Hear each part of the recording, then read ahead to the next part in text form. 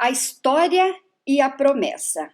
A intenção dessa aula de hoje é mostrar o quanto o Antigo Testamento é importante dentro do Novo Testamento, ou o Novo Testamento dentro do Antigo Testamento. Porque a palavra de Deus se cumpre no Novo Testamento. Então eu te convido para uma viagem. Olha, Jesus disse: eu sou o caminho, a verdade e a vida. Ninguém vem ao Pai senão por mim. Também disse: eu sou a luz do mundo. Quem me segue nunca andará em trevas, nunca andará na escuridão. Isso está em João capítulo 8, verso 12. E isso é muito importante para a gente. Então, o nosso objetivo é estar perto de Jesus. É estar no caminho, é estar na luz, é beber dessa água viva. Ele é o nosso alvo. A história veio diretamente de Adonai. O Antigo Testamento nos fala de uma história que vem diretamente de Deus. E é contada desde o Antigo Testamento essa história do Filho que veio para salvar a humanidade. Na época de Jesus, não havia Novo Testamento. E as escrituras que tanto mencionavam eram os escritos da Torá e os profetas. Só uma observação para esclarecer, porque já vi muitos pregadores dizendo que a Torá é a lei. Só que não. Torá é o Pentateuco, onde se trata de ensinos. Lei é os mandamentos de Deus para o povo. O que lemos no Antigo Testamento é aquilo que Deus estava dizendo, portanto, tem muita autoridade. O Novo Testamento não é a repetição do Antigo Testamento, mas pressupõe tudo aqui que Deus fez durante toda a história. Hoje, relatadas como numa viagem de ônibus. Nesta viagem de hoje, teremos trechos de boa qualidade, em outros bloqueios, deslizamentos, e por causa disso poderemos ter que tomar rotas diferentes, fazer desvios que atrasarão e nos cansarão muito. Mas o destino continua o mesmo. O destino desta jornada demorou 20 séculos. Então, nós vamos seguir um livro que eu gosto muito e que faz parte da minha matéria na pós-graduação no Antigo Testamento, é Como Pregar e Ensinar com Base no Antigo Testamento. O autor, Christopher J.H. Wright. Amiguinhos, vamos juntos para mais uma viagem? Desta vez iremos de ônibus, hein? E será com uma enorme quantidade de gente. Estão preparados? Esse povo todo que vai é todo o povo do Antigo Testamento, a nação inteira de Israel.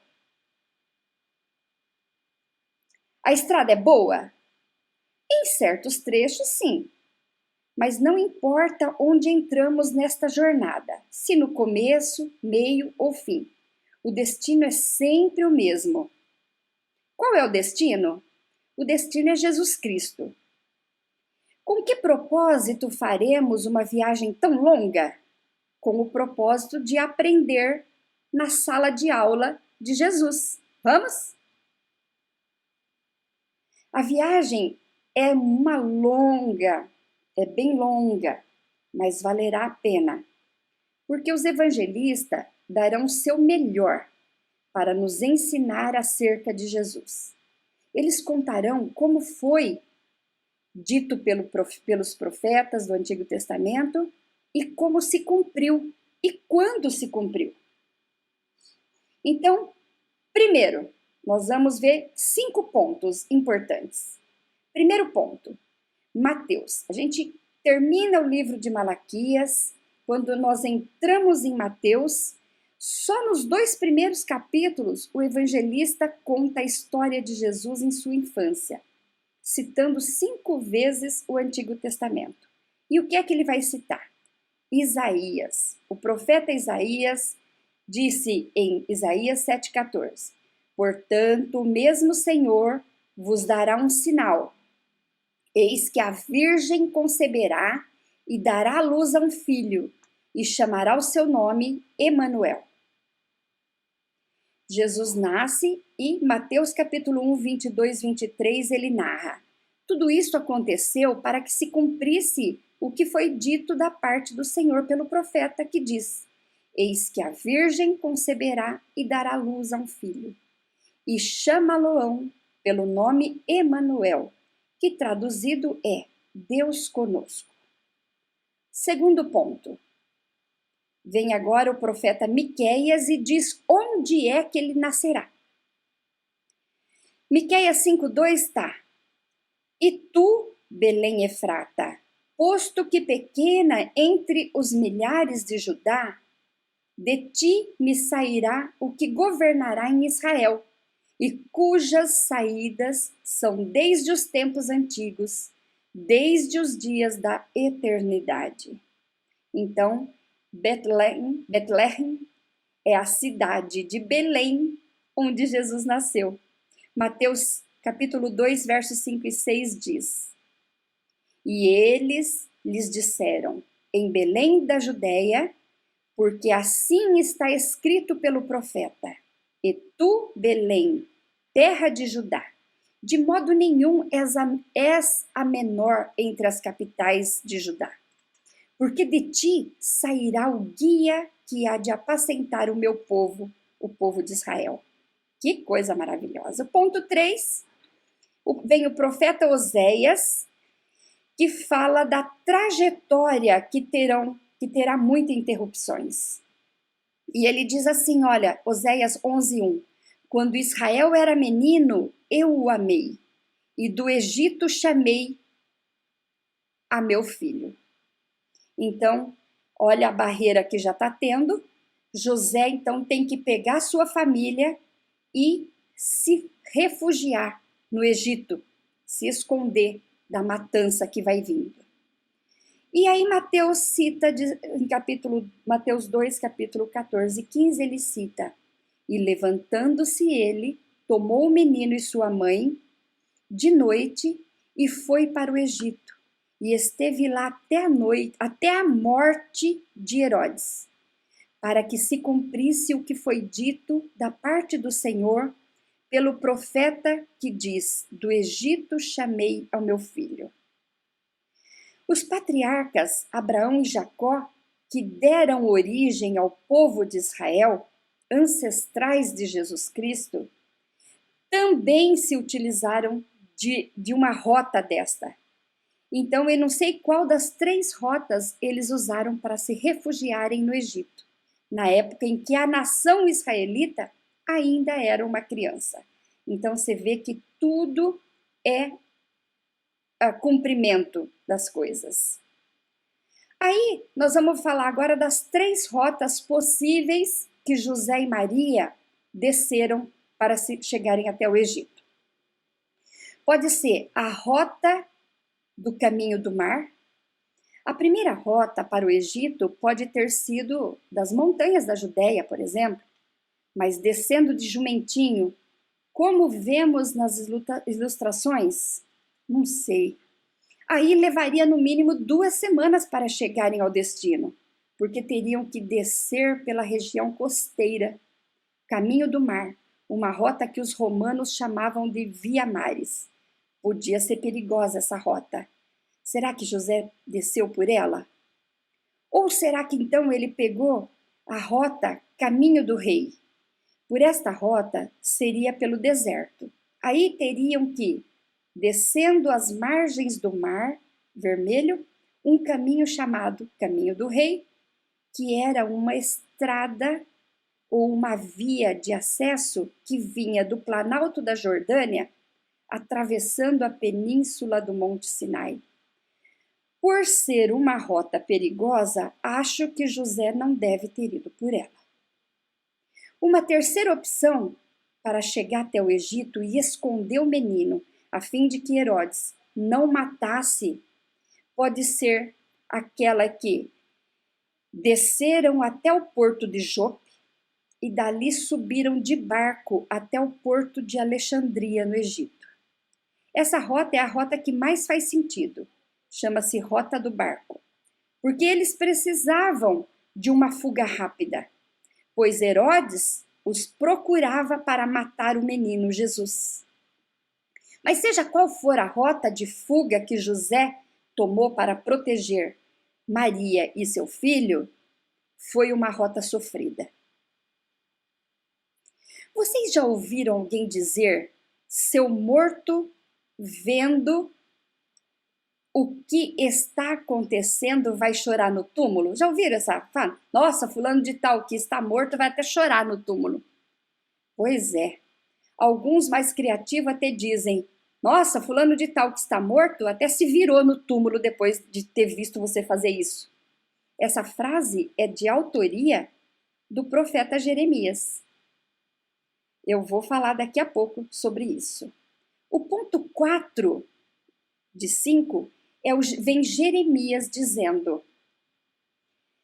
Jeremias 31:15 fala sobre Raquel chorar dentro do túmulo. Assim diz o Senhor: uma voz se ouviu em Ramá, lamentação, choro amargo. Raquel chora seus filhos, não quer ser consolada quanto a seus filhos, porque já não existem. Raquel aqui, ela já era morta. Então, como que Raquel vai chorar no túmulo? É uma frase de sentido figurado, de mostrar o quanto ela iria sofrer ao ver eles passando pelo túmulo de Raquel em direção ao Egito. Então a matança começa. Então Herodes, Mateus capítulo 2, verso 16 a 18.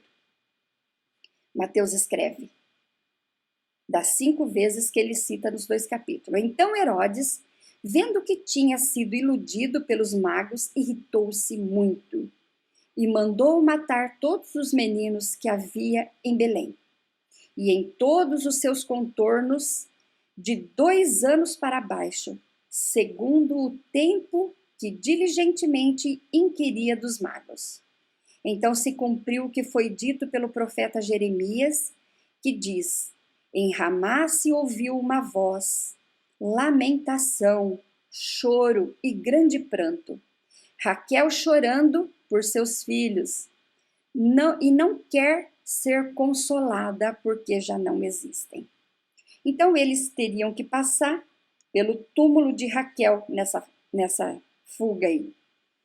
Jeremias estava falando sobre o povo de Judá indo para o exílio em 587 a.C. Ao passarem pela sepultura de Raquel, o profeta imagina Raquel lá dentro do túmulo chorando por seus descendentes sofredores.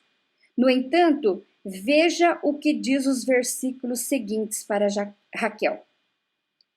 Então, Jeremias 31, 16 e 17 diz: assim diz o Senhor: ó Raquel, reprime a tua voz de choro e as suas lágrimas e teus olhos, porque há galardão para o teu trabalho, diz o Senhor.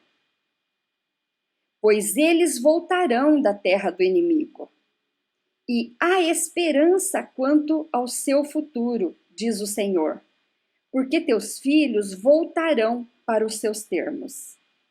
Que seque as lágrimas, pois os seus filhos retornarão e que o exílio chegaria ao fim. E nós vimos que depois de 430 anos, o exílio chegou ao fim, Deus ouviu o lamento e o choro deles naquela escravidão e envia então um socorro ali. Moisés vai retirar seus filhos e vai ser tema de um outro slide. Em quinto lugar, nós vemos a infância de Jesus citada por Mateus 2:23. A infância de Jesus em Nazaré. E chegou e habitou numa cidade de Nazaré. Então, do Egito agora ele vem e habita em Nazaré, para que se cumprisse o que fora dito pelos profetas. Ele será chamado Nazareno. Ele podia ter ido para a mesma cidade em que ele nasceu, a cidade de Davi, a cidade de Belém, mas ele tinha que se cumprir o que Deus já tinha falado pelos profetas. Ele será chamado Nazareno. Nazaré, na região da Galileia, é uma cidade de pobre, é como se fosse a periferia bem sofrida. Ali, as pessoas não tinham direito à escola, eram marginalizadas. Então, por isso que mais na frente nós vamos ver alguém dizer: ué, mas pode vir coisa boa de Nazaré? Ah, nós vamos ver isso mais tarde. Tudo que Deus prometeu está agora em Jesus começando a se tornar realidade. Entre o livro de Malaquias até o livro de Mateus, quando a gente termina Malaquias, a gente já vê João Batista, que houve ali um hiato. E João Batista se aproximando, 400 anos aí sem profetas. Esse barulho que vocês veem não é o João Batista não, porque João Batista realmente vem como uma esteira, aplanando caminhos, endireitando pistas sinuosas, gritando: arrependei-vos, né? Mas é um avião só que passou aqui em frente, tá? Aqui em cima. Agora, para entender o que Deus prometeu, temos que entender o problema que ele propôs a solucionar. E qual é? O que ele propôs a solucionar? A gente tem que ver isso na Bíblia toda. Nem só Antigo, nem só Novo Testamento, porque a Bíblia é uma só. A seta verde ali, que é a primeira, a Bíblia vai falar sobre a criação. O segundo símbolo vai representar a queda. O terceiro símbolo vai representar a promessa de Deus. O quarto símbolo vai representar aqui para nós o Evangelho, pregado para todas as nações. O quinto símbolo vai representar a missão que foi dada para os discípulos de Jesus.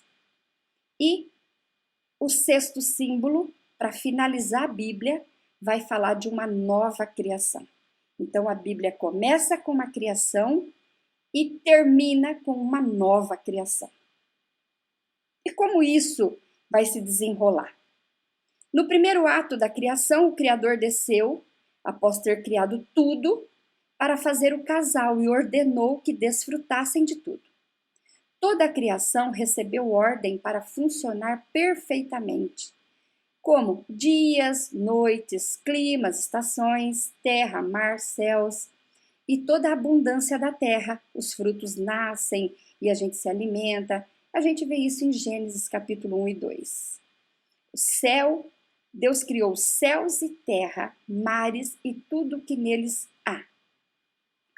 Para morarmos, desfrutarmos de tudo, além de termos a sua presença. A criação é um vasto templo onde o Criador revela a sua glória todos os dias. O segundo símbolo, que é a queda, nos vai falar de que algo deu errado. Então, de Gênesis 3, do capítulo 3 até o capítulo 11, nos conta como o pecado e o mal entraram e reinaram no mundo. E dentro disso, nós escolhemos nos rebelar contra o Criador, questionar sua bondade e rejeitar sua autoridade. Nós, que eu digo, dentro do gene de Adão e Eva, que porque deles foi passando por toda a eternidade até chegar em nós, essa rebeldia, questionamento e rejeição. Como consequência, toda a humanidade, incluindo nós, e todo o planeta em si ficaram infectados, carecendo de uma conversão a Deus.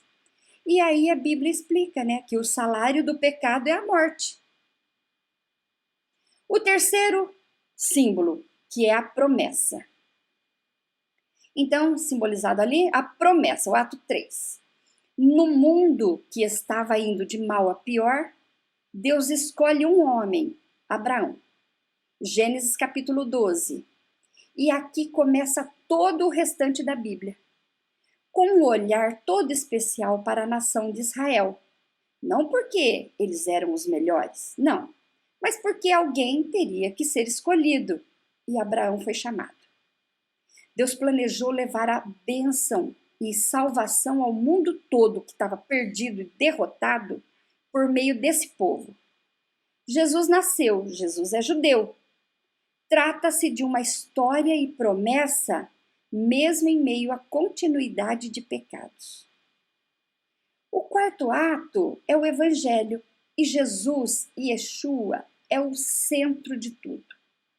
Jesus nasceu, cresceu em sabedoria, estatura e graça, ensinou tudo o que o Pai escreveu, tudo o Antigo Testamento, ele ensinou o Antigo Testamento. Jesus não tinha outra Bíblia a não ser o Antigo Testamento, a palavra de Deus, as Escrituras, direta do Pai. Morreu em consequência do pecado para salvar a humanidade. Mas olha, ressuscitou ao terceiro dia, subiu aos céus, está sentado à direita de Deus e voltará. Vamos para o quinto ato, é a missão que ele deixou para os seus discípulos. A era da igreja então começa. Em Atos dos Apóstolos nós vemos descer poder no dia de Pentecoste, e esse poder é para dar força para que os discípulos pudessem espalhar o evangelho pregado, a palavra de Deus pregada por todo o mundo. Então, no mundo perdido tem judeus e gentios. Gentios é aquilo que não é judeu. Judeu e gentios convertidos a Jesus, com fé em Jesus, se torna igreja. Então, igreja é formada de dois povos, de povo judeu, que se converte ao Cristo, e de povo gentil, que nem conhecia Cristo e se converte a Cristo. Isso é a igreja, e essa igreja é comissionada a levar as boas novas, as bênçãos da salvação a todas as nações do mundo. O sexto ato é a nova criação. O capítulo 1 e 2 de Gênesis nos conta de um princípio que Deus usou para criar todas as coisas e nos entregar para cuidar. Visto que fizemos mau uso de tudo, foi destruído, mas por amor conservará as almas daqueles que creram. Conservou as almas daqueles que creram. E é daqueles que hão de crer no Salvador Jesus Cristo, o seu primogênito, enviado para salvar toda a humanidade. Nosso novo nascimento se deu em Jerusalém por meio de Jesus, leão da tribo de Judá, e é para lá que iremos. Nos capítulos 21 e 22 de Apocalipse, relatam um recomeço, desta vez purificado, e o Rei dos Reis reinará com direito e justiça. Apocalipse 21, verso 2, João escreveu o que ele viu, e ele disse: E eu, João, vi a cidade santa, a nova Jerusalém, que de Deus descia do céu, adereçada como uma esposa ataviada para seu marido. Nossa expectativa é chegar então na Sião celestial, a nova Jerusalém, governada por Jesus, o Rei dos Reis, que governa com direito e com justiça, sem corrupção, sem suborno. Então, resumindo, a história de hoje foi: nós comparamos o Antigo Testamento a uma jornada que não tem só um destino a alcançar, mas tem também um propósito a cumprir. Jesus é o destino. O Antigo Testamento conta a história de Israel, que Jesus completa. O Antigo Testamento relata a promessa de Deus, que Jesus cumpre. A Bíblia toda é uma grande escritura que relata toda a história e a promessa e como tudo se cumpre. Mas o mais incrível é que fazemos parte de tudo isso. E para nós está reservado um grande finale, pois reinaremos com Cristo. Eu quero agradecer a atenção de cada um de vocês e até uma próxima, em nome de Jesus.